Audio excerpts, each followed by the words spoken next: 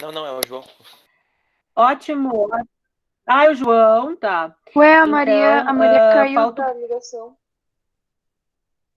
Sim, a Maria, eu sei que a internet dela, às vezes ela pega da vizinha, né? Mas daqui a pouco ela volta.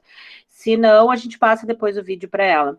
Pessoal, assim, ó, qual a dinâmica do debate? Eu preparei um material, né, sobre a obra para compartilhar com vocês, fazer alguns links históricos e literários.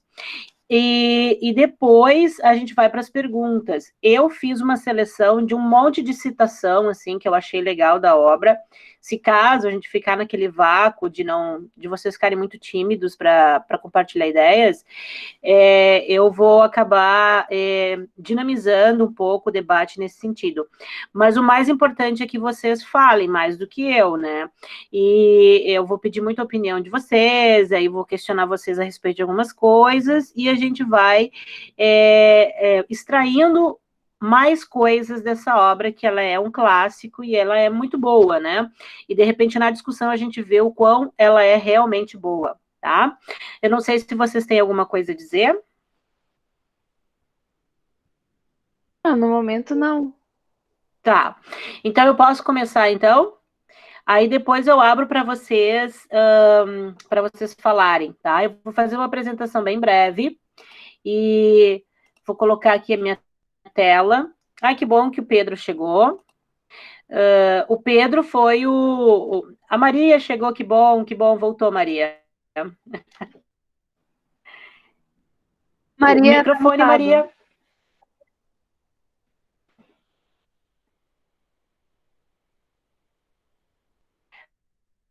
Microfone.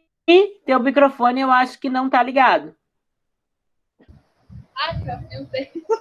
Não, é que tinha terminado a luz aqui. Aí, tipo, aqui no Chiniquá é assim. Dá um pinguinho de chuva, assim, já acaba a luz.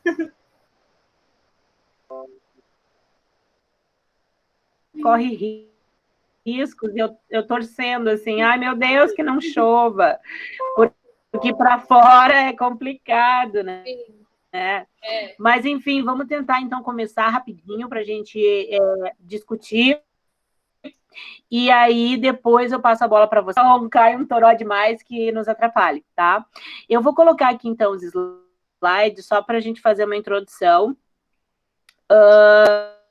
E a gente entender um pouquinho do contexto da obra. Acho que está todo mundo enxergando, certo? Coloquei aqui, né, Hamlet, de William Shakespeare. Então, nós vamos fazer o nosso debate de literário. Gostaria de... Oi? Dá para ver? Sim, sim.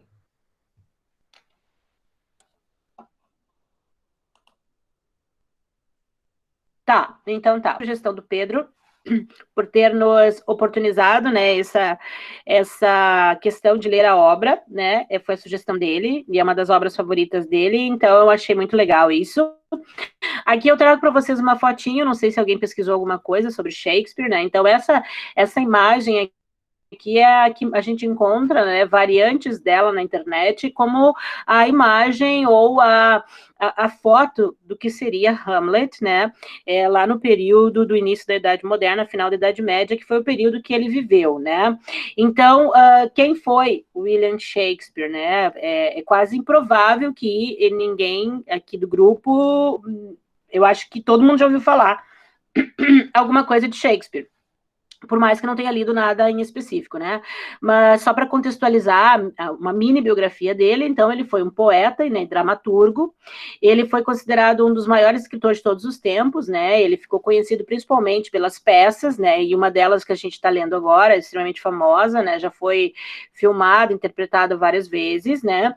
Ele é um representante da literatura inglesa e ele se encaixa nesse período renascentista elizabetano, né? Ou seja, é uma obra que vai representar na história essas ideias renascentistas elisabetanas, que seriam referentes à Rainha Elizabeth na Inglaterra, né? Então, além da produção teatral, ele também escreveu poemas, e esses poemas, que são, na época, a estrutura de produção textual mais requisitada nessas questões da literatura, seriam os sonetos, né? Ele escreveu mais de 100 sonetos, que são considerados os mais belos da língua inglesa. Então, Shakespeare é super cult, né? Nós estarmos debatendo Shakespeare no sentido de que ele foi um dramaturgo, ele escreveu peças para o teatro, mas também tem um quê de literatura aí com os seus sonetos, tá?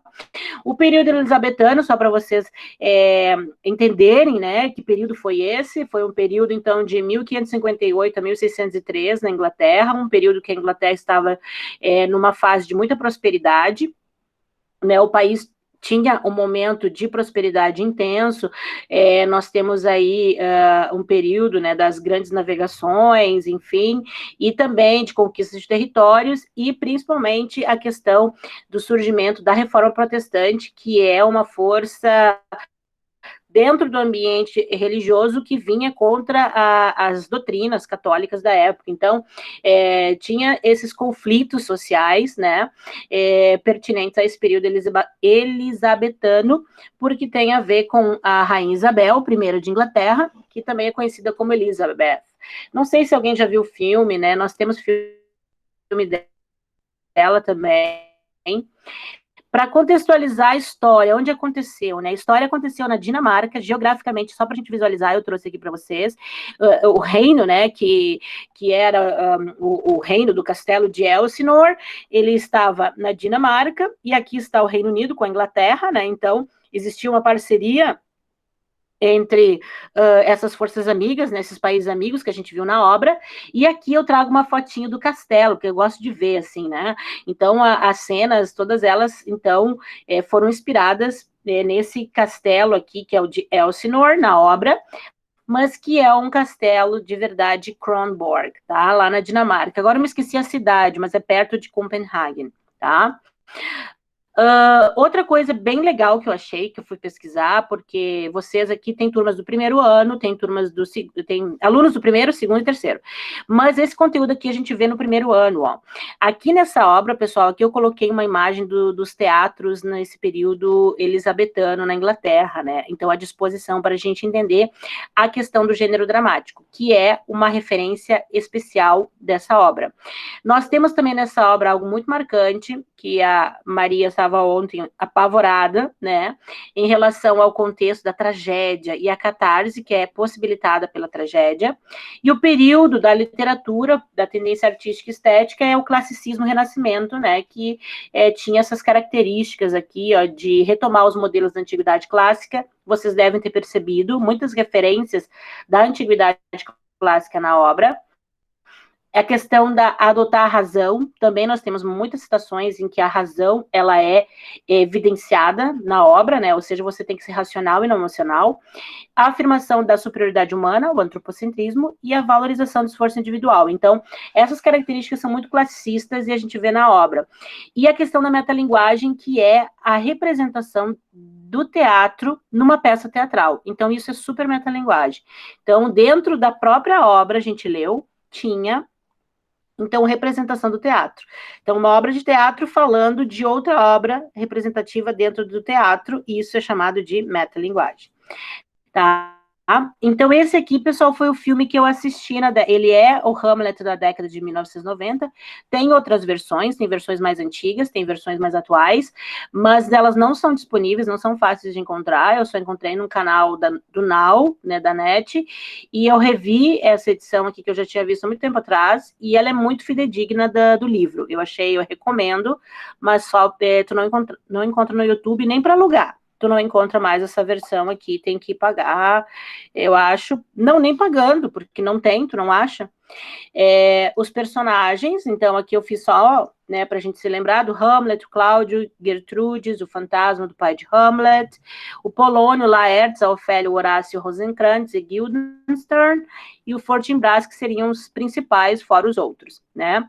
Então agora eu vou passar para vocês, então, a bola, no sentido de que eu quero saber de vocês, então, o que, que vocês acharam da obra. Então, eu vou ter que ir e voltar toda hora aí nos slides para saber de vocês. O que, que vocês acharam, depois dessa contextualizada que eu dei aí? Quem se habilita? Opa, pode ser eu? Ei, pode! Eu achei a obra muito legal, algo muito diferente do que eu tô acostumada a ler. E eu achei a história muito interessante, ela é bem original até, porque, né, é William Shakespeare. Eu achei a história muito cativante. O final eu achei meio exagerado, meio desnecessário. Desnecessário aquele final. E algumas outras coisas no meio do livro, tipo a morte da Ofélia, eu achei também muito desnecessário, que não precisava daquilo. Talvez causou alguns impactos importantes dos personagens, mas acho que não foram tão importantes se eles tivessem enrolado ou não. Acho que é mais isso. Uhum. Maria, qual a tua impressão? Foi um livro assim, bem diferente do que eu tô acostumada a ler. Eu tô mais acostumada a ler livros de romance, etc e tal. Daí eu fiquei assim na minha ideia, o Hamlet vai ficar com a Ofélia no final. E aí quando a Ofélia morreu, tipo, desabou meu mundo. Aí no final, quando o Hamlet também morreu, eu fiquei tipo, quê? Como assim? Mas sei lá, foi estranho. Fiquei até bem desapontada com aquele final, todo mundo morrendo, como assim? Não estava acostumada com esse tipo de história, mas gostei bastante do livro. Ai, que bom, que bom. João, tu não leu o livro, né?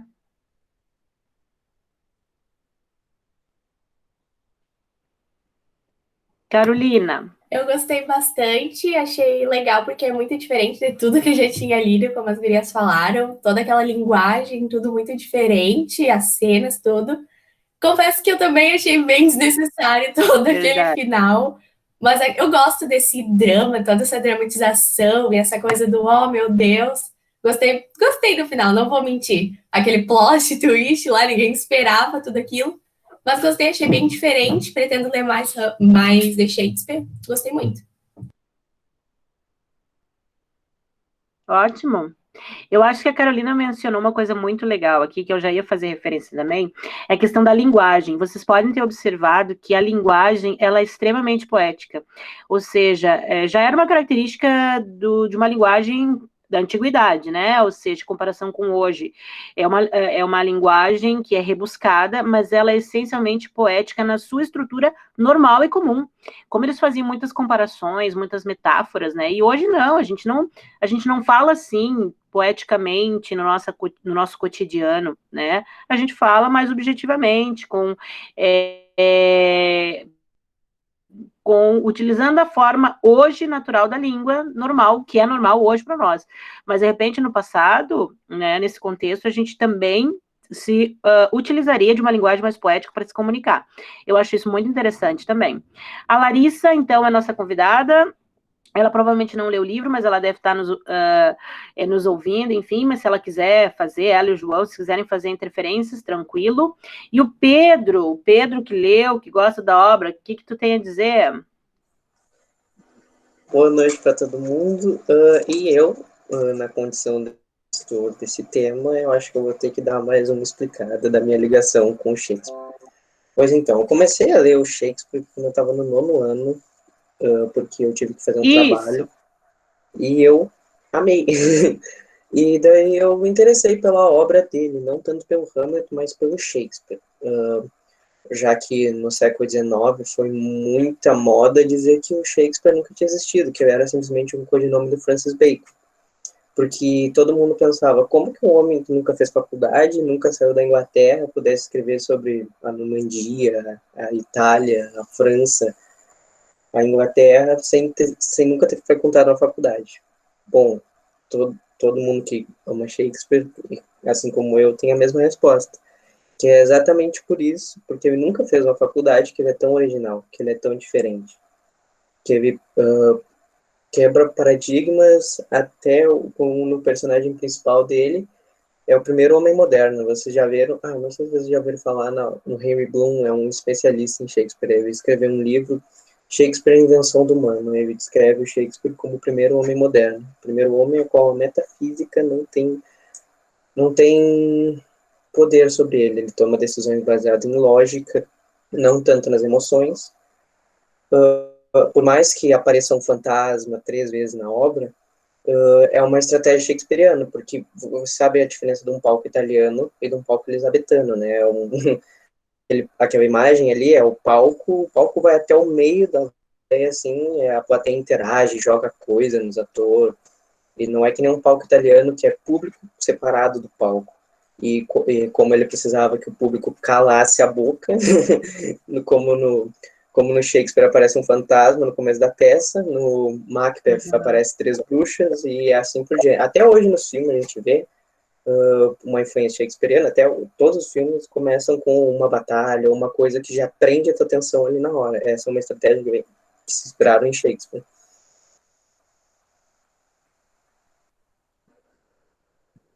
Que intenso. Não, e outra coisa assim, ó, a questão do Shakespeare também, as pessoas não entendem, né, porque que tem, uma pessoa que não passou pelos bancos escolares pode ter tanta cultura.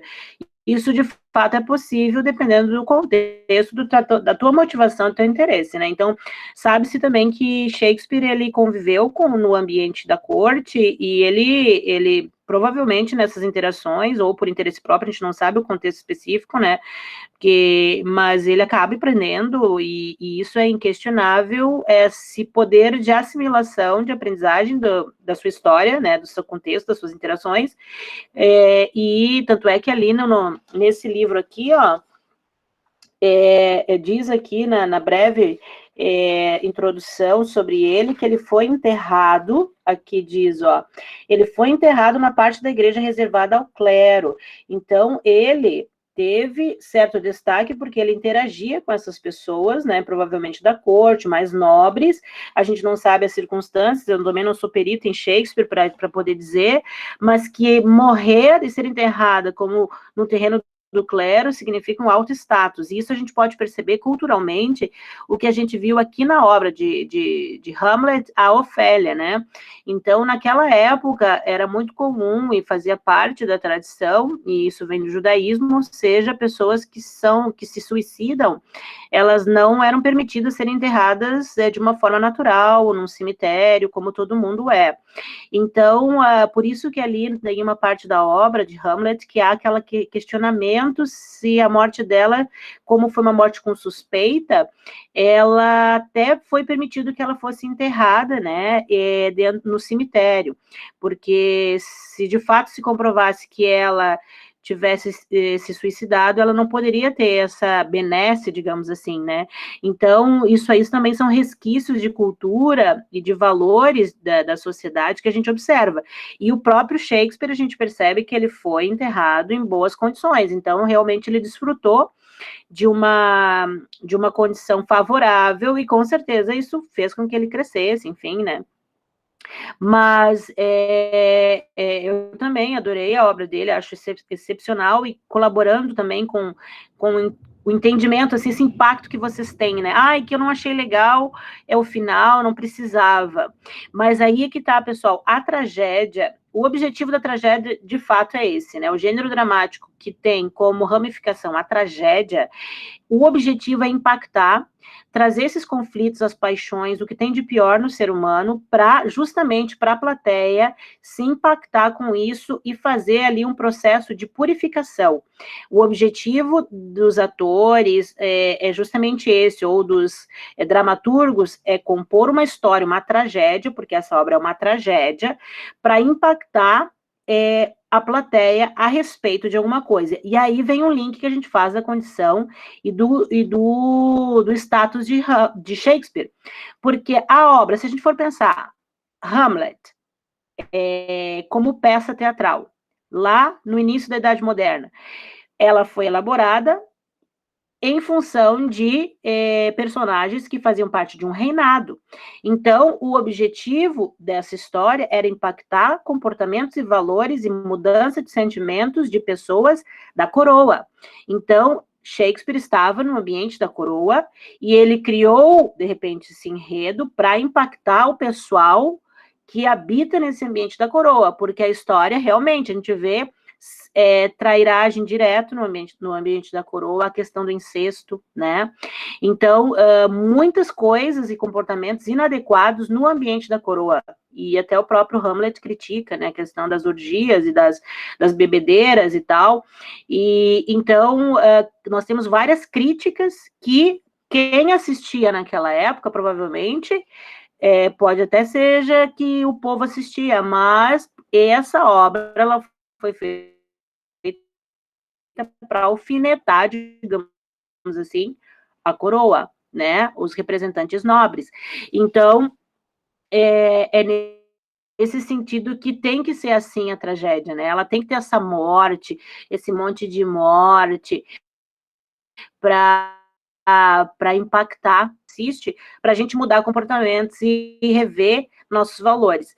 Bom, a Patrícia, bom que tu tá aí, me diz o que tu achou da obra. Oi, eu não estava acostumada a ler esse tipo de livro. Eu também prefiro mais livro de romance, então eu fiquei um pouco impactada com algumas coisas que aconteceram durante o livro, mas é bem legal porque traz bastante temas da repercussão, principalmente da vingança pela morte do pai.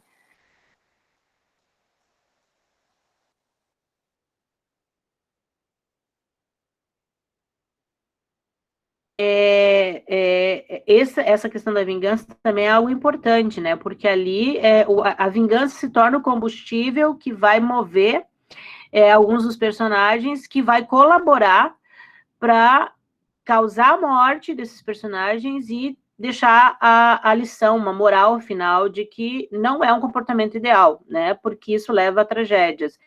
E nesse sentido, que as pessoas da época, né, e nós hoje, todos ficamos impactados, por mais que a gente viva no século 21, 2020, a gente fica impactado, a gente não gosta, a gente repudia, isso mexe com as nossas emoções.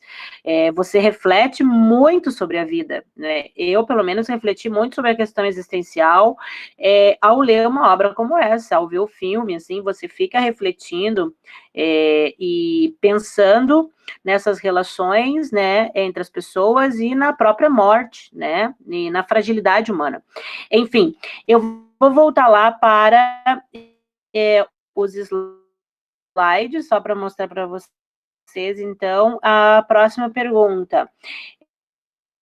Qual a cena mais chocante? Então, cada um pode me falar. Nós temos, de fato, momentos tensos nessa obra, né? O que vocês diriam que foi mais chocante?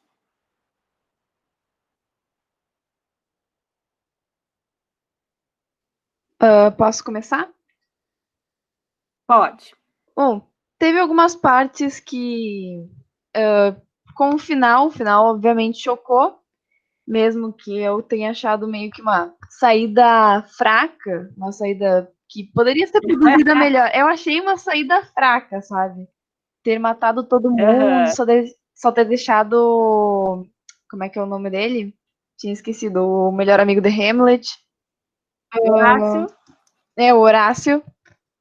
Mas a parte mais chocante, assim, é porque eu não achei que a Ofélia ia se matar. Então, quando disseram que a Ofélia se matou, foi como assim? Como assim ela se matou? Ela tava louca. Ela não tava a esse ponto, eu acho. Eu achava que não. Por isso que eu tinha achado que era realmente um acidente no começo, mas depois descobri que era um suicídio aquilo. Que me impactou bastante.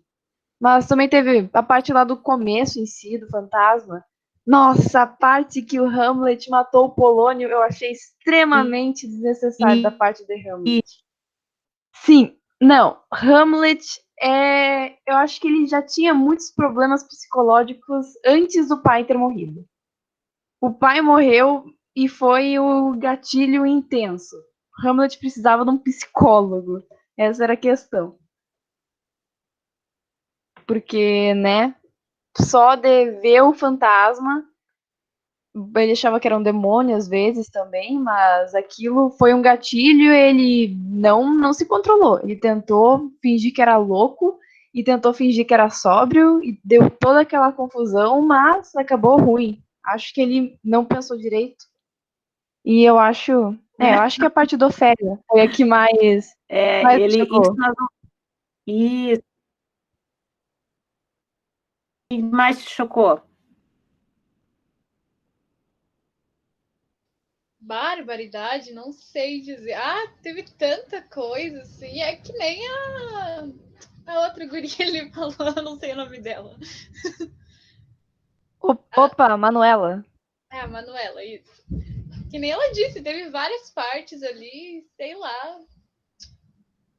Aquele final ali, quando todo mundo acabou morrendo.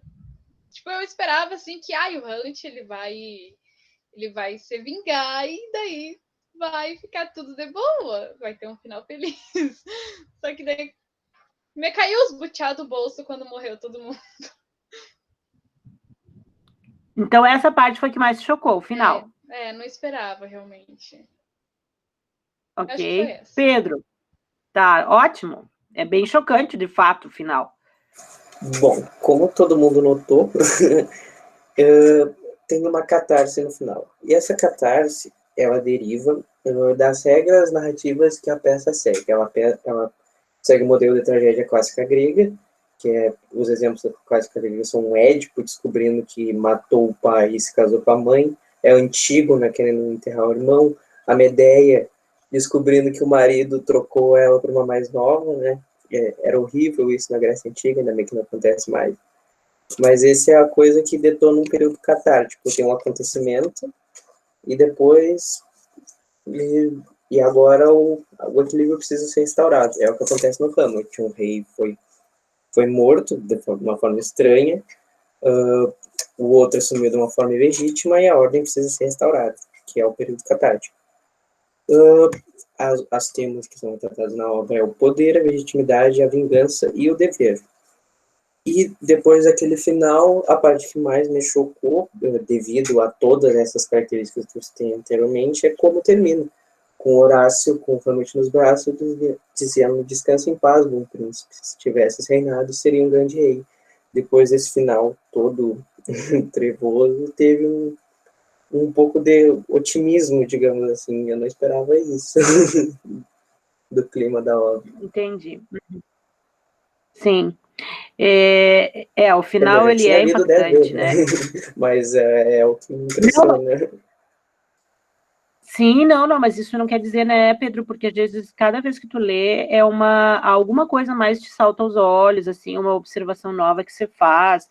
Então, é muito interessante quando a gente gosta de uma obra, fazer essas várias leituras, e sempre tem uma coisa que a gente perdeu na primeira, na segunda, na terceira, que a gente vai iluminando, assim. Mas eu acho que essas partes que vocês ressaltam também são muito chocantes, né? Eu acho que é extremamente chocante a morte do Polônio, né? Eu acho que Hamlet não precisava, ele se perdeu ali. Eu acho que ali ele se perdeu.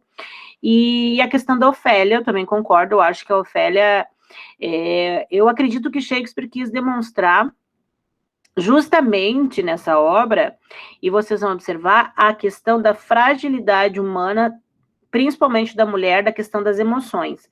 E aí, por quê? Porque nessa época se precisava acreditar que a razão era, né, o caminho certo a ser seguido.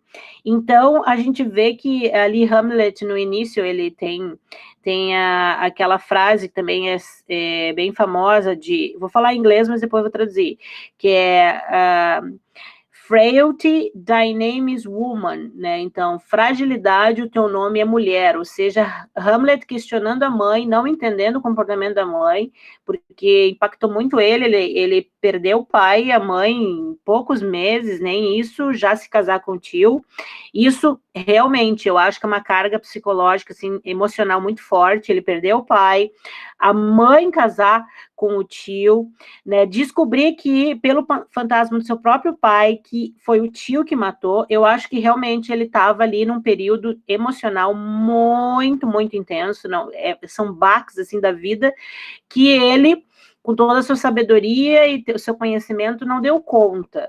Mas essa fragilidade das emoções, na obra, nos transmite a ideia de que isso é loucura. Você ser exageradamente emocional, você ser desequilibrado demais, e isso leva à loucura, né? E a Ofélia, até então, ela estava no perfil super tranquilo, só foi o pai morrer, ficou louca. Então, aí é um exagero. Eu acho que é um exagero e choca isso, porque, de fato, não haveria motivo, né? Se tu fosse pegar, não sei se naquela época era assim, morria alguém e ficava louco, não sei. Mas hoje a gente tem mais uma estrutura mais psicológica, mais equilibrada para lidar com a morte, em função do conhecimento. Mas isso também é chocante. Mas, ao mesmo tempo... Oi, fala. Assim, eu discordo com essa questão psicológica, porque é uma questão de época. Ele mata o Polônio comparando a um rato por 2 motivos. Um eu vou explicar depois, mas o primeiro ele não se importa porque ele não é alguém realmente de sangue nobre. Então, como não é de sangue nobre, ele é dispensável. Ele mata, inclusive, comparando a um rato, né? Então, e a questão da Ofélia, ele não demonstra nenhum remorso, porque ela se matou em função do amor por ele.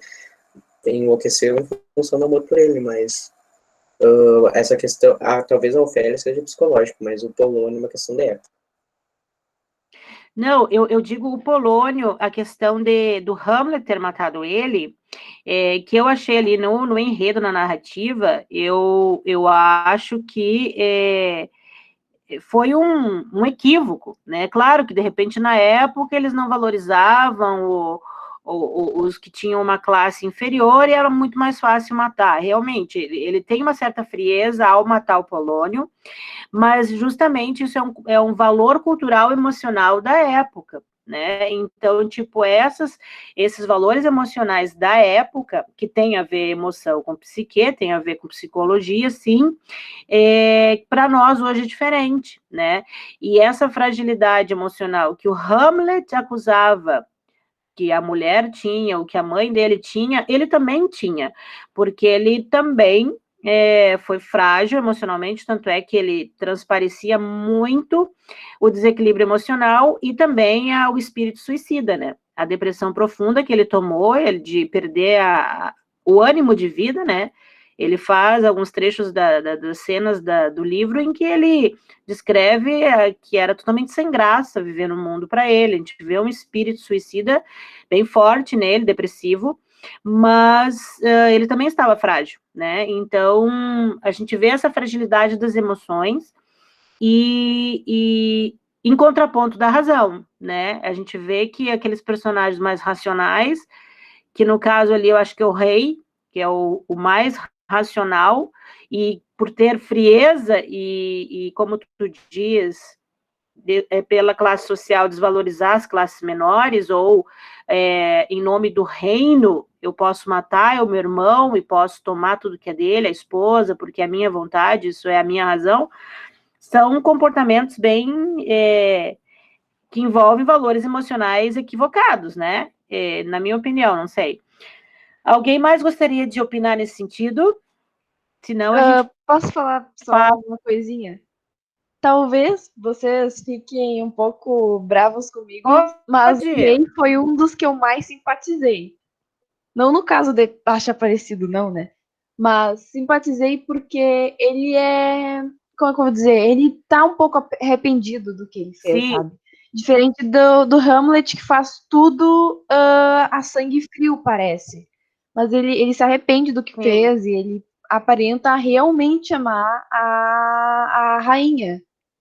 E eu, por algum motivo, no começo, até a metade, antes dele querer matar o Hamlet, mas ele queria matar o Hamlet, tinha um motivo, né? Um motivo muito grande. Então, eu acabei simpatizando com ele por isso, porque ele era um personagem que eu achei muito Sim. real. Era um. Dava uma. Parecia que ele existiu de verdade, sabe? Eu concordo contigo porque parece que o Shakespeare construiu esse rei de uma maneira para que a gente tenha esse sentimento mesmo, porque eu também acabei, pelos desequilíbrios emocionais, assim, que a gente viu na obra, o rei e a rainha nos pareciam que eram os mais corretos, né? Que mesmo com todos os perrengues da vida e todas essas fragilidades emocionais, e até, imagina, serem criminosos, eles se mantinham mais estáveis por serem racionais. Então, me passou essa ideia, só que eu não quis admitir que, pô, como é que eu vou dar um valor para um cara que é um extremo assassino, né? Extremamente frio, porque daí ele foi frio demais, era racional, mas ele foi frio demais porque ele estava matando direto as pessoas, né? Mas eu também acho que isso que a Manuela sentiu é uma coisa que é possível, sim. Eu também me simpatizei com o rei em termos de equilíbrio mais emocional. Ele tinha umas tiradas ali, tanto é que eu vou mostrar para vocês, ó. Isso aqui eu achei legal que ele falou. Aqui eu coloquei, vamos só para me mostrar para vocês um pouquinho dos slides, a gente já continua a discussão. Deixa eu voltar aqui. Eu coloquei aqui, ó, peguei alguns trechos só para mostrar para vocês os valores, assim, bem legais que a obra tem, né? Então, aqui eu achei bem legal essa crítica social aqui que o Marcelo faz bem no início da obra. Pois bem, vamos sentar, e quem souber me responda. Por que os súditos deste país se esgotam todas as noites em vigílias rigidamente atentas, como esta? Por que durante o dia se fundem tantos canhões de bronze? Por que se compra tanto armamento no estrangeiro? Por que tanto trabalho forçado de obreiros navais, cuja pesada tarefa não distingue domingo dos dias de semana? Então, o que é que nos aguarda? O que é que quer dizer tanto suor transformando a noite em companheira de trabalho do dia? Quem pode me informar? Então, isso aqui, esses questionamentos, essas relações, né, de classes sociais diferentes, então isso no início, isso aqui é bem uma fala do início, quando os guardas estão interagindo, eu achei bem interessante essa crítica social da época, né, referente à época. Aqui também questões políticas, ó, que nós temos na obra, o Horácio falando, agora, senhor, o jovem Fortinbras, príncipe da Noruega, cheio de ardor, mas falho em experiência, conseguiu recrutar aqui e ali, nos confins do seu país, um bando de renegados sem fé, nem lei, decididos a enfrentar por pão e vinho qualquer empreitada que precise estômago. No caso, como compreendeu bem claro o nosso Estado, ou seja, o Estado que usa as pessoas que não têm condições financeiras e não têm uma educação, somente comprando elas por pão e vinho na época, né? E hoje a gente vê isso, os políticos compram as pessoas por tijolo, por refeição, ainda continua a mesma essência corrupta na política até hoje, né? Isso aqui é lá da época clássica do Renascimento, ou seja, o início da Idade Moderna. Nós estamos em 2020, a mesma estrutura ainda, para vocês terem uma noção.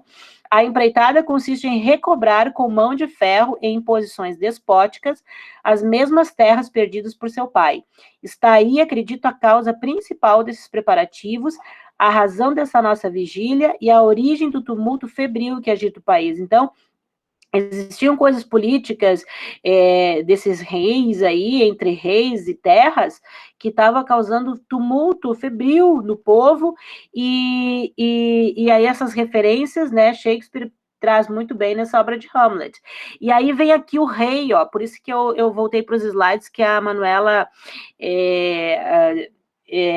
mencionou, que eu acho bem legal. Isso aqui, ó, que ele fala sobre os valores emocionais, e que eu achei bem legal, e aí vem a característica classicista, que é o domínio da razão, né, a prevalência da razão sobre as emoções. Aí ele diz assim, ó, a razão se opõe à natureza, e nos manda lembrar dele com sábia melancolia, ele falando ali no início, né, para o Hamlet parar de sofrer pelo pai dele, sem deixar de pensarmos em nós mesmos. Dedicar ao pai esse tributo póstumo, Hamlet, revela a doçura da tua natureza. Mas você bem sabe, teu pai perdeu um pai, o pai que ele perdeu também perdeu dele. Quem sobrevive tem, por certo tempo, o dever filial de demonstrar sua pena. mas insistir na ostentação de mágoa é teimosia sacrílega. Lamento pouco viril, mostra uma vontade desrespeitosa ao céu, um coração débil, alma impaciente, mente simplória e inculta, pois se sabemos que a coisa é inelutável, por que enfrentá-la com oposição estéril? Tolice, ofensa aos céus, ofensa aos mortos, ofensa à natureza, gigantesco absurdo para a razão, que sabe ser normal os pais morrerem antes e que sempre gritou, desde o primeiro morto até esse que morreu agora, assim deve ser, é assim mesmo. Por isso te rogamos, Hamlet, afasta de ti essa dor já inútil. Então, o Hamlet estava sofrendo pra caramba por causa do pai, e o rei deu esse conselho. Eu achei extremamente prudente, nesse momento inicial da obra, a gente não sabia que o rei era um assassino ainda. Acho que não me lembro. Mas foi muito prudente esse conselho, que me fez me afeiçoar, acho que como a Manuela se afeiçoou a ele. Mas depois, quando tu descobre tudo que ele fez, né, essa facilidade em querer matar as pessoas, essa crueldade até de querer matar o Hamlet, né, e acabou, de certa forma, matando a esposa e vendo a esposa morrer, e não fazer nada, eu achei assim, ó, a gente fica com aquele coração na mão, né? Enfim, mas eu concordo. Então, e agora vamos ver quem mais gostaria de... A Carolina não falou sobre o que achou mais chocante, a Patrícia. Posso falar? Pode. Para mim, uma cena que me impactou foi a morte misteriosa da Ofélia. Assim como tu tinha dito antes, por ser de suicídio, tem a parte toda da religião, né, que não merece ter um enterro assim como os demais mortos. E também a parte final, né, porque me comove muitas essas histórias quando tem a questão de morte. Uhum. A gente fica bem sensibilizada, né? Putz, prof, não tem como não falar, foi o final, assim, nunca tinha visto algo assim de matar todos os personagens, principalmente os principais, nunca esperaria isso, foi muito chocante e realmente não tem como não ser essa cena. Isso, então tá, fechou então. Obrigada pela participação. Então vamos voltar aqui, ó, eu tinha colocado a pergunta, qual é a próxima? Os temas que a gente pode destacar da obra, né? Eu já coloquei alguns aqui que eu vou contribuir e vou mostrar para vocês, mas eu acho que a gente podia fazer essa terceira aqui, ó, se alguém tem alguma citação, né? Porque tem algumas citações meio famosas aqui nessa obra, né? Eu já vou falar uma que é a To Be or Not to Be, That's the Question, que é muito conhecida e às vezes a gente tira ela do contexto e acaba usando, fazendo releituras e reinterpretações. Mas esse To Be or Not to Be, That is the Question, ser ou não ser, eis a questão, é bem uma pergunta existencial, né, em que Hamlet, nesse espírito suicida, desanimado com a vida, impactado com esses conflitos existenciais que o destino impôs na vida dele, e extremamente triste, magoado, eu acho que ele estava super afim de se matar ali.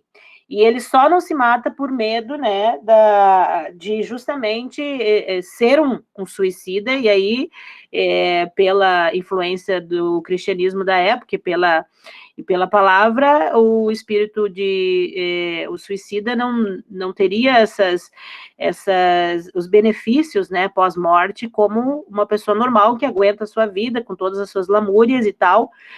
Por isso, esse rito, né, de enterrar um suicida numa sessão à parte, porque existe essa diferenciação, né, ou seja, as pessoas que aguentam o tranco da vida conseguem aguentar, e aquelas que não, e aí se separa.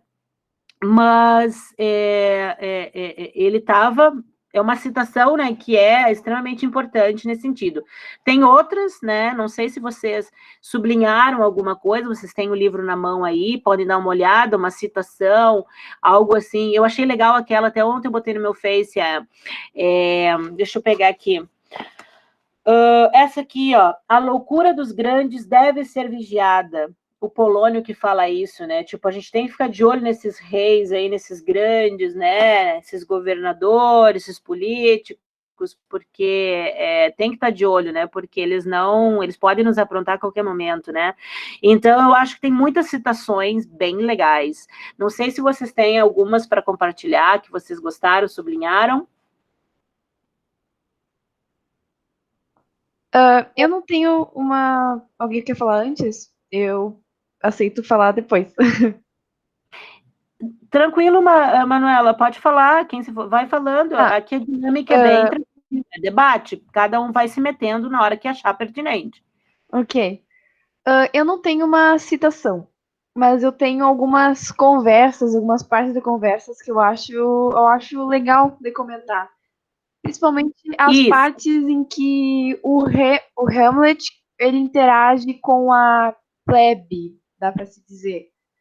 Principalmente com o Polônio, quando o Hamlet fala alguma coisa e o Polônio concorda, daí o Hamlet fala outra coisa completamente diferente, que não tem a ver com no caso tem a ver com a principal, mas é uma ideia oposta, daí o Polônio concorda, tipo, o dia está meio frio, não é mesmo? Acho que dá uma conversa meio assim, daí o Polônio, sim, tá bem frio. Daí o Hamlet fala, não, mas agora eu tô sentindo um pouco de calor. Daí o Polônio, eu também tô sentindo agora. Daí o Hamlet fala que tá frio e o Polônio fica concordando. Eu acho importante comentar isso para ver meio que a obediência da plebe em questão do alto escalão, sabe? Que se ele falasse que não tá quente, não tá frio, ia contra o príncipe. Não pode ir contra o príncipe. Lê aí para nós, então, o que tu destacou. Eu não destaquei, eu tô com o celular, eu acho que eu tenho em PDF, eu não sei se tem como destacar, mas eu sei mais ou menos onde é que é. Eu não destaquei, eu lembrei dela agora. Deixa eu ver. Tá. Eu acho que eu não vou achar. Outra coisa... Não tem problema. Que é menos importante que essa, mas eu achei bem interessante, acho legal comentar, é a conversa que os dois coveiros têm. Eu achei eles uns personagens incríveis, que ele colocar esses dois coveiros no meio da obra, ele quebra a expectativa, sabe? A gente não espera aquele teor de comédia, sabe? Eu que gosto bastante, achei muito interessante a comédia no meio de tragédia. Isso é uma coisa teatral, né? Eu acho isso incrível. Por causa que, do nada, a Ofélia morre, todo mundo sabe que a Ofélia morreu e tá todo mundo triste. Eu já tava um pouco triste que ela tinha morrido daquele jeito. Foi a parte que eu mais me traumatizei. Não, foi ruim. E daí, do nada, vem essa parte mais engraçada, comédia, com eles conversando, fazendo piadas, falando sobre a Ofélia ter se suicidado ou não, e fazendo piada com isso, falando sobre a casa, como é que era? A construção que durava mais tempo, que era do coveiro, que ia durar até os céus. Eu não lembro direito dessa parte, mas eu achei uma piada boa. Daí essa parte eu achei interessante. Isso, daí Isso, essa parte que tu fala é muito interessante. E ela é representativa dessa foto aqui. Muitas das capas do livro do Hamlet tem essa referência, né, a esse crânio. Então é muito legal, porque no ato 5, então, a gente tem o enterro de Ofélia, a reflexão sobre a vida e a sua efemeridade. Então, essa conversa dos coveiros, muito legal tu ter mencionado, Manuela, porque eu também achei extremamente interessante. Hamlet pega o crânio das pessoas mortas e faz aquela reflexão do que elas eram em vida e olha como ficaram, né? E aí você tem justamente a graça dos coveiros, né? Porque para eles, esse ambiente de morte, de viver no cemitério, enterrando pessoas, é muito comum. Então, para eles é gracioso. Para nós é algo, às vezes, até repugnante, ou às vezes a gente não quer nem pensar nisso, né? Ninguém quer pensar que vai morrer um dia, mas, enfim, é a única certeza que a gente eu queria comentar um pouco. eu acho muito legal. aquela hora sobre o Polônio concordar e depois discordar, esse é o segundo motivo que o Hamlet matou ele com tanto desprezo. O Hamlet era o cara da retórica, ele é o cara que precisa falar o que tem que ser falado naquele momento, né? Inclusive, ele dá os melhores conselhos de vida para o filho dele, né? Não empreste dinheiro para amigos, não perder amigos e dinheiro, não se vista de acordo com a sua renda, não entre em brigas, mas se precisar entrar, seja temido, e não dê conversa a todos, mas valorize amigos testados. Essa é a síntese, basicamente a gente pode contar no Hamlet, a síntese no Polônio, a síntese da autoajuda moderna, né, que é viva como seu próprio, sabe, essas conversas. E ele e o Hamlet mata ele comparado a um rato. A etiqueta, ele já começa ali a desenhar o que realmente importa é o que tu é, não o que tu parece, não o que tu aconselha. Polônio, na verdade, é uma pessoa bem deplorável, né? Quem faz isso, quem se submete a isso, não deve ser uma pessoa muito legal. E inclusive, é uma citação do próprio Hamlet, né? Que ele mata e fala... Ele morreu assim como viveu, enganando a todos, que ele estava atrás da cortina, né? Então, estava enganando. Então, ele morreu assim como ele viveu. Com relação aos coveiros, quando Hamlet está lá, os coveiros é o único que não cede a argumentação para ele. Ele domina a retórica e ele critica a retórica, mas mesmo assim, o único personagem que bate de frente com ele é o coveiro, que inclusive faz piada, né? A piada que mandaram o jovem príncipe para a Inglaterra porque tá louco. Por que mandaram para a Inglaterra? Porque na Inglaterra ninguém vai notar a diferença, porque é a piada que tava todo mundo louco na Inglaterra na época. Essa é a piada do século XVI, mas ainda tem graça. Mas nessa parte acho que ele não sabia que o Hamlet era o Hamlet, né? O coveiro. Não. Não, porque ele achava que estava na Inglaterra. Ele achava que o Hamlet era um qualquer, eu acho. Sim, ele achava que ele estava falando com qualquer um ali, e daí falando do Hamlet, A questão ele tinha ficado do Polônio. louco e tal. E daí ele estava falando pro próprio Hamlet.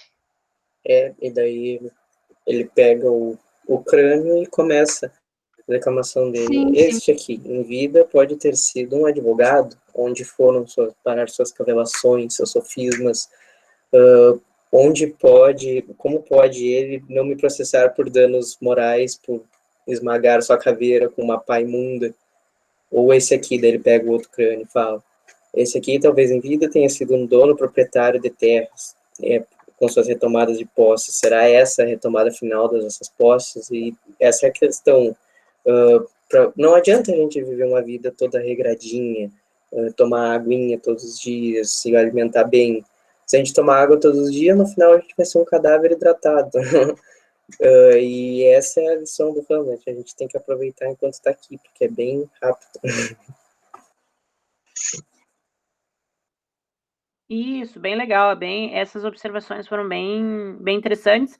Eu acho que as orientações do Polônio também, para o filho, assim, eu não sei, o Polônio, assim, eu acho, como a Manuela falou, ele era submisso, mas eu não vejo ele como uma pessoa ruim, assim, sabe? Eu acho que ele, por ser uma pessoa submissa, que tinha que obedecer à coroa, ele acaba se tornando uma pessoa ruim, tanto é que ele tramava contra o Hamlet, né, e ele espalhou fofocas ali, ele bem ativamente, ele tentou fazer fofoca de não sei quem ali, ou criar mentiras sobre umas pessoas, comportamentos bem inadequados, mas enfim. Mas, no mais, eu acho que ele não era uma pessoa ruim, ele orientava legal os filhos, orientava legal a filha, o filho, e infelizmente, né, o Hamlet acaba matando ele. Mas eu vou adiantar um pouquinho os slides aqui, que a gente já viu só alguns temas, né, porque aquela pergunta do impacto, eu acho que vocês todos já falaram cenas bem fortes mesmo. E aí a quarta pergunta que eu tinha, que era... Então, a questão quais temas que podemos destacar na obra, e aí vem essas questões que eu falei, a crítica social no ato 1, questões políticas, né, também ainda nesse momento, nós temos os valores emocionais, né, e essa questão que eu já falei do rei, que a Manuela bem apontou também. Aqui eu acho que é uma coisa que a gente já discutiu também, Frailty, Thy Name is Woman, que aqui ele está questionando Hamlet, né, ele está questionando a questão da fragilidade humana, e principalmente a fragilidade da mulher, e um pequeno mês, antes mesmo que gastasse as sandálias com que acompanhou o corpo de meu pai, como Niobe, chorando pelos filhos, ela própria, ó Deus, uma fera, a quem falta o sentido da razão, olha aqui a razão referenciada de novo, teria chorado um pouco mais, ela casou com meu tio, o irmão de meu pai, mas tão parecido com ele, como eu, com Hércules, olha a referência à antiguidade clássica, né? Antes de um mês, antes que o sal daquelas lágrimas hipócritas deixasse de abrasar seus olhos inflamados, ela casou. Então, ele completamente, o Hamlet, né, é completamente indignado com a mãe por ter casado com o tio. Aqui nós temos Laertes, que bem o que o Pedro falou agora, de Polônia orientando o filho, Laertes, mas também Laertes, antes de ir para a França, ele orienta a Ofélia, e eu acho legal eles orientarem os dois, assim, a Ofélia, para não cair na lábia do Hamlet, né, justamente por causa de que, às vezes, as moças acabam acreditando nas palavras apaixonadas dos rapazes, e na época não era diferente, e acabam, né, na sua fragilidade, sendo machucadas e feridas.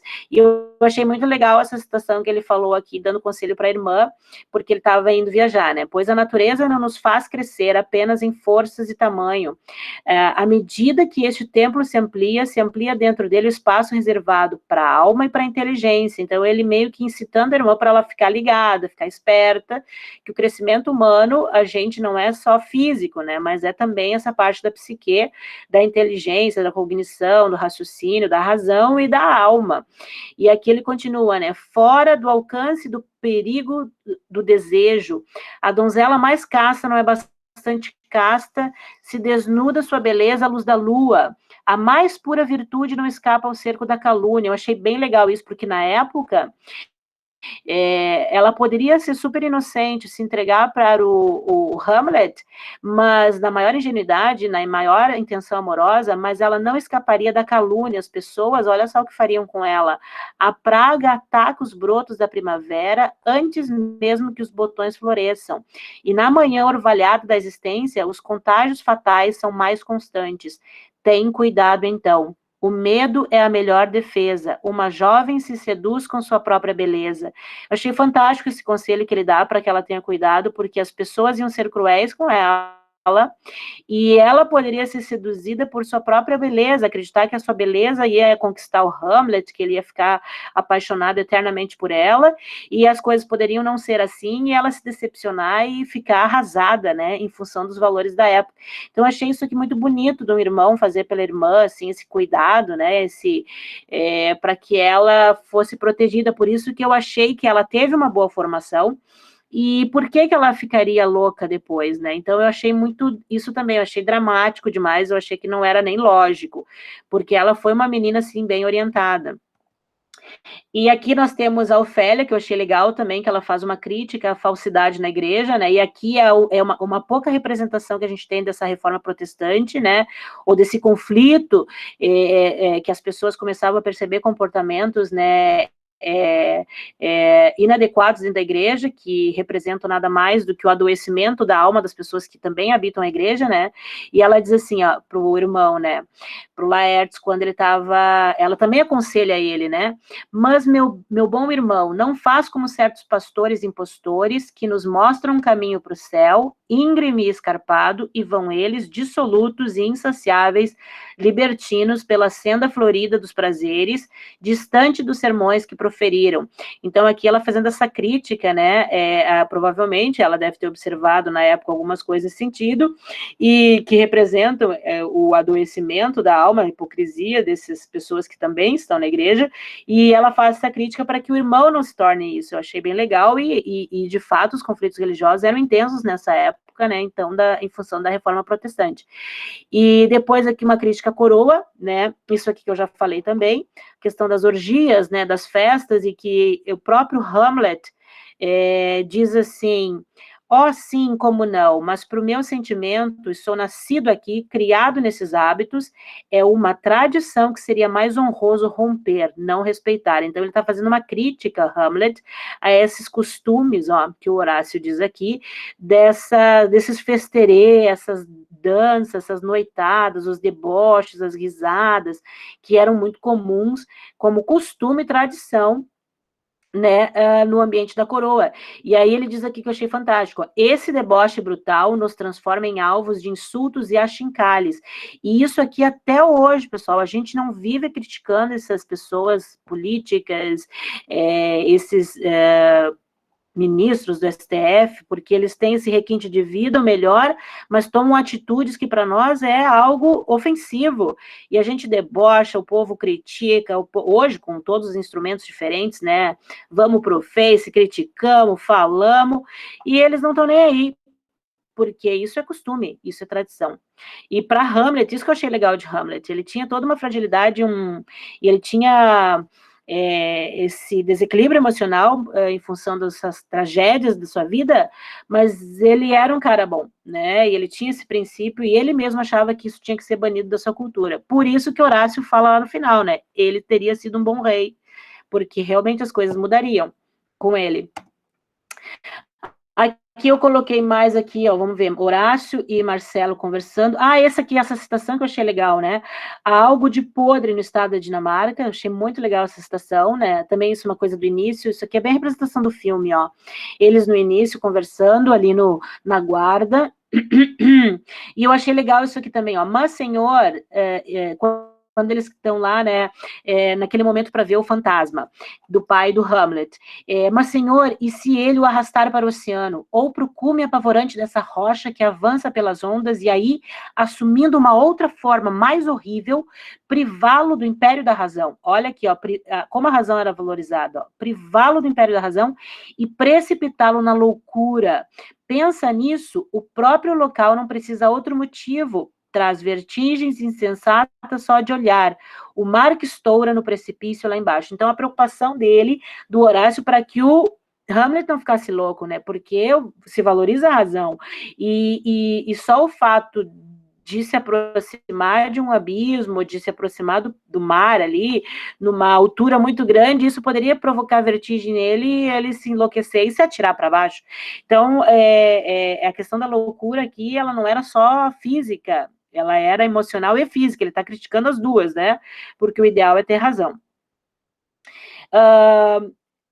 Não sei se alguém gostaria de fazer alguma observação em relação a esses slides. Pedro? Opa, Manuela, eu acho... Vamos lá. Bom, eu queria falar um pouquinho só sobre Laertes. Eu gostei muito do personagem do Laertes até um pouco ao final, porque ele não aparecia muito, mas toda vez que ele aparecia, ele era sensato, ele era calmo, ele fazia tudo corretamente, ele era um exemplo de pessoa. Só que no final, quando o pai dele foi morto pelo Hamlet, eu acho que ele agiu certo, só que ele não percebeu que ele estava sendo muito persuadido pelo rei. Ele estava sendo uma marionete do rei, quando o rei falou, ok, você vai matar ele por mim. O rei queria alguém para matar, daí ele arranjou Laerte na hora. Eu acho que foi essa decisão de Laerte que ferrou com tudo, porque eles poderiam ter achado um jeito melhor de matar Hamlet, alguma coisa mais inteligente, mas eu acho que ambos se deixaram levar muito pela emoção e por querer matar Hamlet logo. Por isso, o Laertes deveria ter um pouquinho mais de razão nessa hora. Ele foi muito pela emoção da perda do pai e por querer vingar tudo isso. Isso. Isso, perfeito, perfeito, perfeito, Manuela.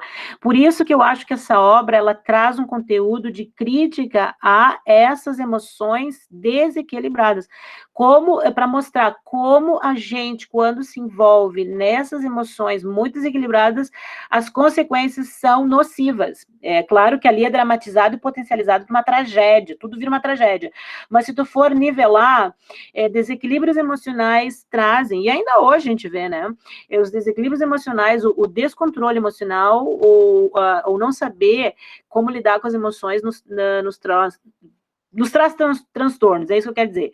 E a razão, nesse sentido, acaba sendo um ponto de equilíbrio, né? E ao longo da obra inteira, a gente tem muito esse contraste. Razão valorizada, loucura, desequilíbrio emocional e fragilidade emocional como condenados e criticados porque os resultados são sempre horríveis. E o Laerte é uma mesma coisa. O Laerte também é um personagem maravilhoso. Um guri bom, né? E acaba se perdendo ali em função dessa submissão ao rei, ter sido inflamou ao senso de vingança, e aí também acabou morrendo. Bem, bem triste. E essas famosas que aparecem em todos os lugares, com uma frase da Miranda na Tempestade, que fala Brave New World, ou Admirável Mundo Novo em português, ou Sua Última Grande Comédia na tradução, que dão nome a livros, a filmes, a várias coisas, e essa coisa do algo de podre no Reino da Dinamarca, nos remetem ao caráter de ser uma obra clássica. E, para mim, o que é uma obra clássica?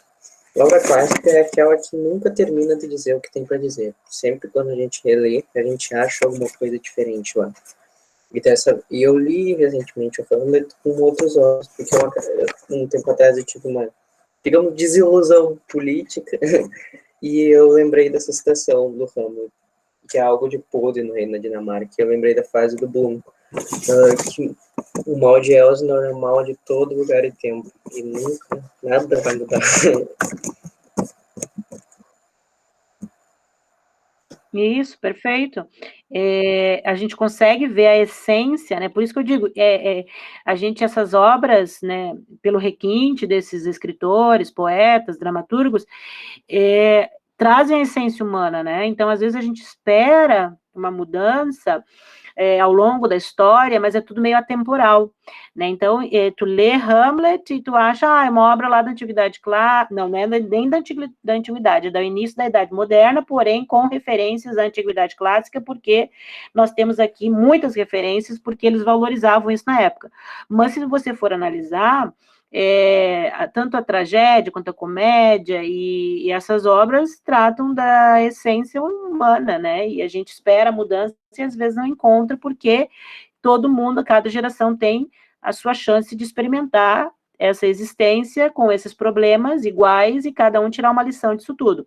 Mas é muito fantástico, eu adoro isso, fazer esses links, né? Para quem lê muito, por isso que quem gosta de literatura consegue viajar no tempo. A gente viaja no tempo, consegue ver as essências da humanidade, as histórias, só muda a vestimenta, porque a essência é a mesma, mas é interessantíssimo fazer essas análises existenciais, humanas, porque são riquíssimas, né? E a gente, se a gente puder aprender alguma coisinha, eu já aprendi muita coisa, estava refletindo sobre o Hamlet, essas emoções me afloraram uma reflexão existencial também, e eu acho que é bem válido isso.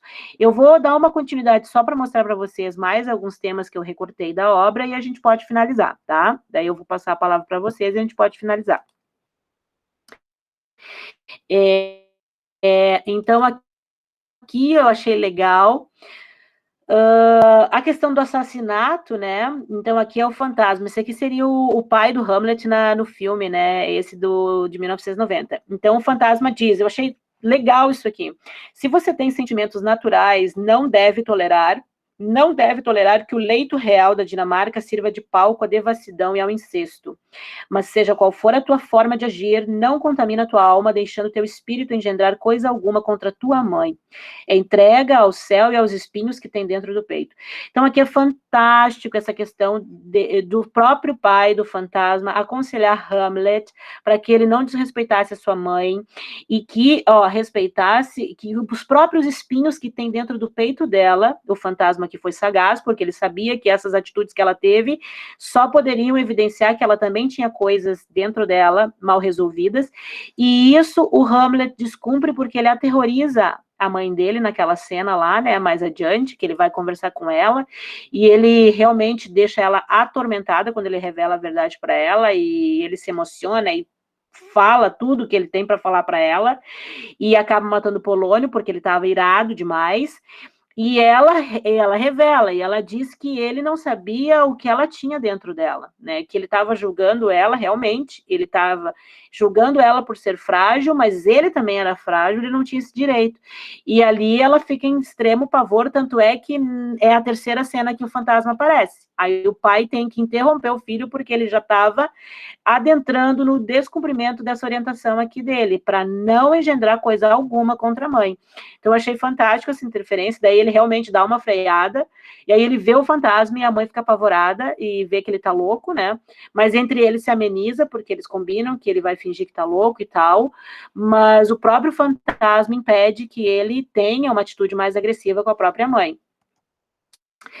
Aqui o peso emocional, mais um fardo, né? Aqui tem essa questão que eu já falei para vocês, ó, que é o estado depressivo de Hamlet, né? Ó, maldita sina que me fez nascer um dia para consertá-lo. Então ele tem um fardo horrível de ter seu pai, fantasma, pedindo para que ele resolvesse a situação do reinado da Dinamarca e fizesse justiça, né? Eliminasse esse incesto, eliminasse essa condição errada, e ele estava numa angústia muito forte, né? Então era um peso emocional, um fardo que o pai dele trouxe para ele e que ele não conseguiu cumprir, tanto é que ele desejou a morte, espírito suicida, e realmente ele aceitou a morte, porque quando no final, ele no duelo, ele não foge, mesmo pressentindo que ele podia morrer, ele desejou a morte. Então, ele desejou morrer. E aqui o ato 2, né, que traz a metalinguagem, que seria quando temos a peça de teatro. Essa aqui é a peça, é a cena do filme, né, em que a peça é reportada, e aqui é o Polônio, que é o personagem no filme de 1990. Então, nesse ato 2, nós temos as tramas de Polônio contra Hamlet, e os atores, que tem aquelas cenas ali que o Hamlet trata ele muito bem, e acaba convidando eles para performar uma cena, né, para o rei e para a rainha, para que eles passem por isso que o Pedro falou, a catarse, né, a metalinguagem dentro da própria obra.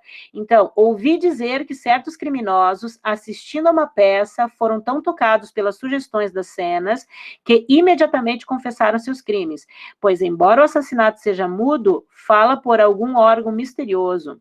Farei com que esses atores interpretem algo semelhante à morte de meu pai, diante de meu tio, e observarei a expressão dele quando lhe tocarem no fundo da ferida. Basta um frêmito seu e sei o que fazer depois. Mas o espírito que eu vi pode ser o demônio. O demônio sabe bem assumir formas sedutoras e, aproveitando minha fraqueza e melancolia, tem extremo poder sobre almas assim. Talvez me tente para me perder. Preciso provas mais firmes do que uma visão. O negócio é a peça, que eu usarei para explodir a consciência do rei. Então, ele utiliza como uma prova B, né, porque ele já tinha a prova do pai, mas era algo espiritual, era algo de fantasmagórico, sobrenatural. Ele não poderia fazer nada contra o tio sem ter uma prova mais real. E aí ele pensa nisso no processo de catarse, porque quando a gente vê uma cena, a gente vê uma novela, a gente lê um livro, a gente vê um teatro, a gente passa por esse processo de reflexão e de catarse, e isso mexe com a gente. E a gente tem algum comportamento, alguma mudança, algum valor que é assimilado.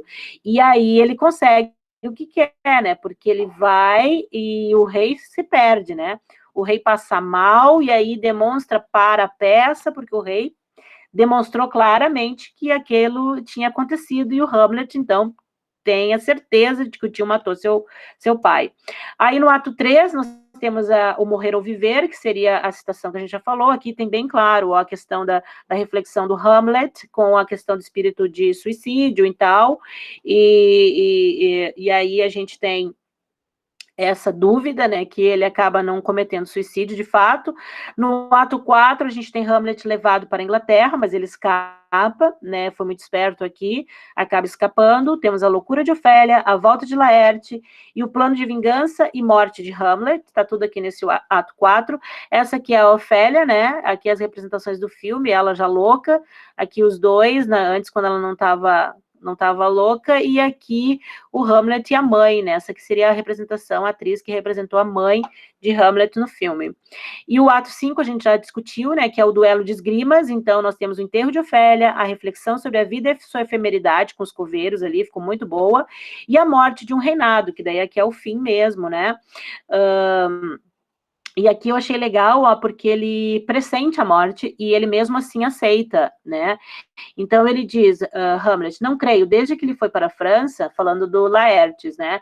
Não deixei de praticar a esgrima. Vou ganhar dentro da margem que me concede, mas não fazes ideia de como sinto apertar-se-me o coração.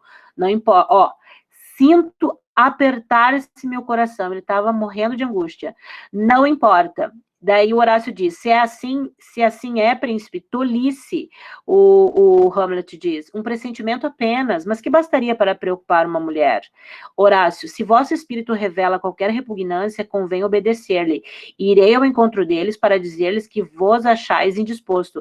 O Horácio estava dizendo, não vai no duelo, tu tá com mau pressentimento, tu vai morrer, não vai. E mesmo assim ele escolhe, né? E ele diz, ó, de forma alguma, desafia os presságios. Isso aqui ele errou. Aqui é bárbaro, aqui ele já está insano, ó. Desafia os presságios, há uma especial providência na queda de um pardal.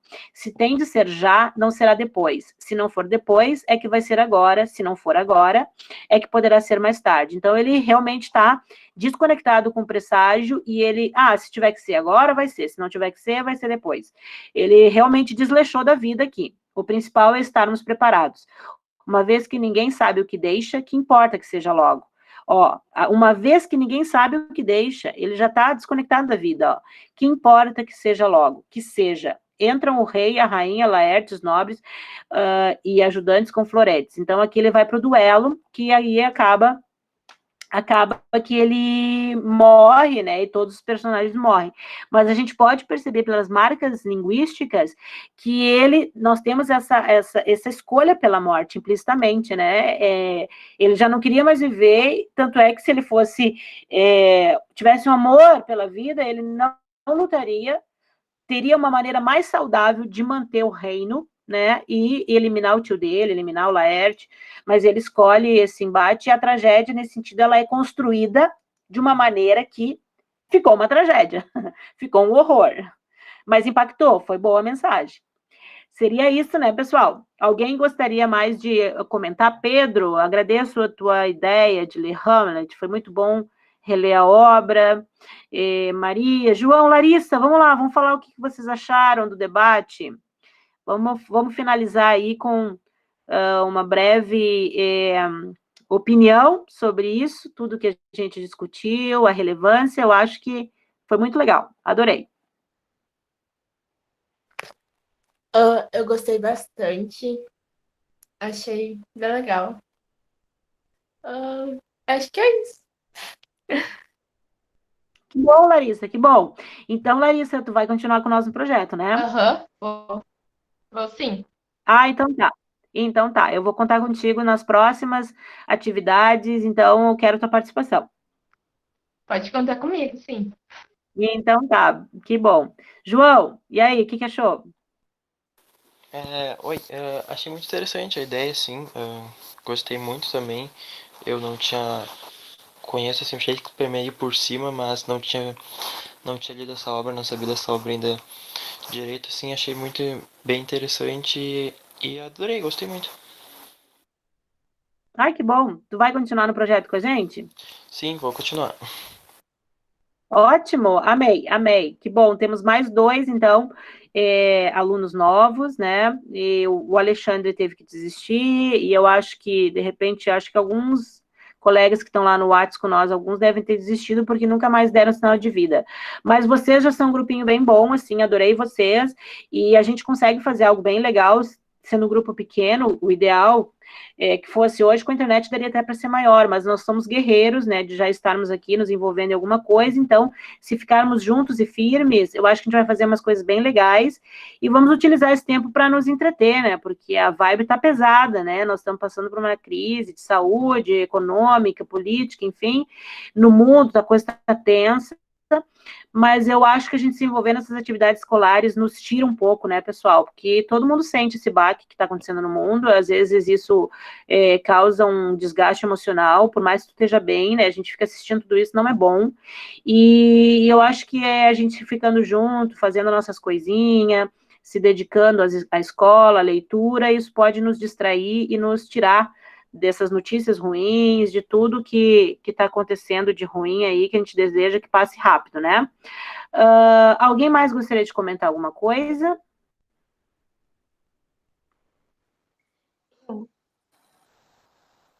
Eu achei que o debate foi bem produtivo, porque eu gosto bastante dessa diversidade de ideias. Que bom, Patrícia, que bom. Bom, já que eu falei bastante, né, acho que já significa que eu gostei bastante do debate. Eu gosto bastante de expor as minhas ideias sobre livros ou algo assim. Eu nunca, raramente, eu tinha alguém para falar sobre livros que eu assisti, que eu lia e comentar o que eu achava, e agora eu tenho, e é algo extremamente bom e que eu acho que eu precisava mesmo. Eu adorei o debate, adorei o livro, no final eu não achando muito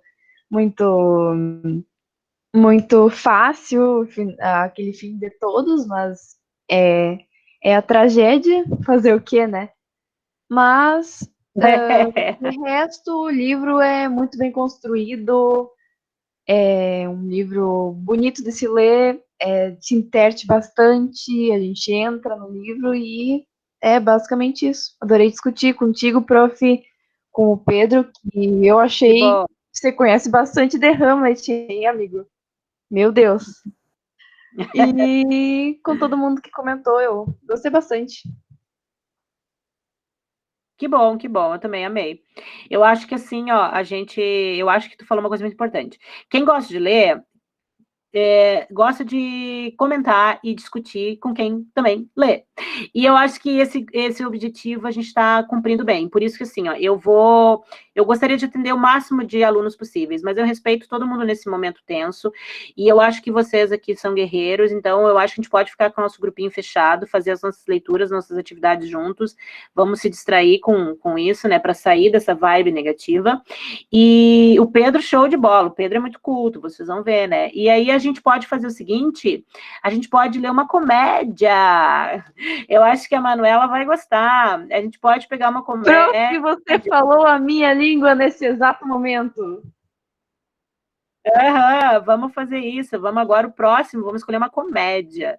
Eu acho que a gente pode ser clássica, né, para a gente contrastar tragédia e comédia, ou pode ser outra coisa, mas vamos esperar passar o debate do Atenados, que é 1984. Quem não lê, está convidado a assistir, eu vou passar o link depois, é o que eu vou começar a ler agora, né, vou ter que devorar esse livro para até o dia do debate a gente poder estar afiada. Eu sei que o Pedro leu, então ele vai participar também, todos são convidados já de antemão, se vocês não querem ler, não tem problema nenhum, porque é uma obra longa, então quem conseguir, tudo bem, quem não conseguir, só participa, e eu quero dizer que semana que vem a professora Márcia Bercelli, da Universidade Federal, ela vai chamar vocês, nós vamos reunir vocês, eu gostaria de saber se vocês podem, terça-feira, às 11 horas da manhã, porque ela vai dar umas dicas de teatro, e nós vamos combinar uma dinâmica de Hamlet, e aí eu queria ver se todo mundo pode, um horário que todo mundo pode se encontrar com a prof. Márcia. Ela também não pode à noite, porque ela dá aula na universidade, à tarde ela tem envolvimento na universidade, daí eu disse que vocês têm aula de tarde, geralmente, que para reunir vocês tem que ser à noite ou de manhã, eu acho que fica melhor. Então ela optou por de manhã. Então eu vou colocar no grupo ali, quem puder participar, a prof vai dar umas orientações, vai nos ensinar aí como usar a internet e para a gente ensinar alguma coisa legal de Hamlet. Então, já fiquem pensando, se programem, todo mundo pode terça às 11? Se os professores não postarem nada, não mandarem dia, eu acho que eu posso, não tem nada marcado para esse horário. Tá, então tá. Eu vou colocar lá no grupo só pra... Oi, Pedro. Certo, vamos trazer o bagulho. Tá. Então, pessoal, tudo ok, Carolina? Tudo certo, prof. Também vou ver se não vão postar nada terça, mas quero muito participar já. Tá bom, então tá. Espero, então, que todos tenham gostado do debate. Vamos tentar fazer mais, vamos tentar ver uma comédia, então, algo bem divertido para a gente ler na sequência, tá? E aí eu vou, agora daqui a pouquinho a gente vai ter bolsistas, e aí os bolsistas vão começar a entrar em contato mais com vocês, a gente vai combinar umas atividades, vamos interagir mais, porque nós vamos ter, então, alunos bolsistas que vão dar um upzinho aí no blog, um up no projeto, e eu adorei vocês, eu acho que o nosso grupo é pequeno, mas ele é bem expressivo, todo mundo aqui é interessado em ler, e eu acho que a gente só tem a crescer junto. Adorei, pessoal. Pedro, tu gostaria de colaborar?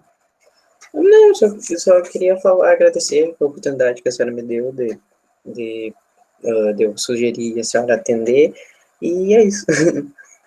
Que bom, não, sugiram, pessoal, sempre, sempre, esse projeto é para vocês, assim, nesse sentido, para a gente debater coisas que vocês gostam, e como vocês têm um gosto bem apurado, e o Pedro, eu sou super fã dele, porque ele é um menino super culto, assim, sabe, eu acho que isso tem que ser incentivado, assim, eu acho lindo de ver vocês, assim, com essa capacidade de aprendizagem de cultura, assim, tão cedo, vocês só têm a ganhar sendo assim, sabe, e então eu estou realmente bem feliz com o grupo e vamos crescer junto, porque eu também não sei tudo, né? E a gente está sempre aprendendo, sempre buscando para a gente poder compartilhar esse conhecimento aí.